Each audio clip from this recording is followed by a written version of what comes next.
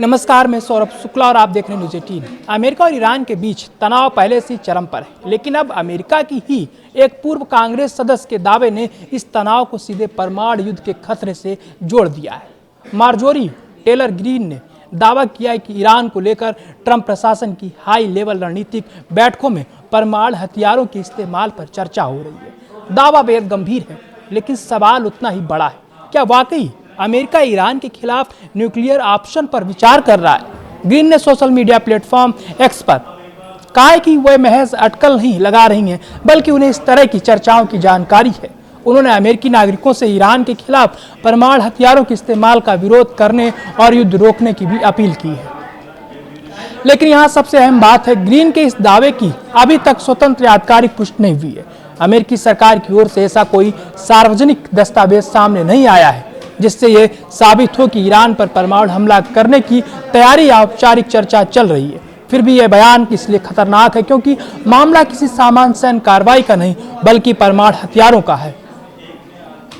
Iran America टकराव के केंद्र में लंबे समय से ईरान का परमाणु कार्यक्रम रहा है।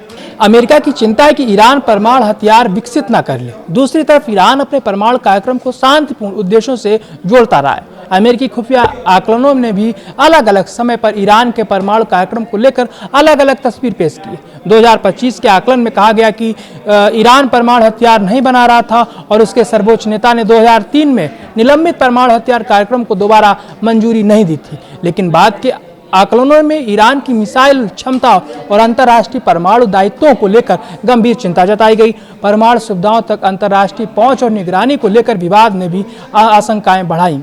यानी तस्वीर साफ है, ईरान के परमाणु कार्यक्रम को लेकर अमेरिका में चिंता जरूर है, लेकिन परमाणु हमला करने की कथित चर्चा का दावा अभी साबित नहीं हुआ है। मार्जोरी टेलर ग्रीन अपने बयान में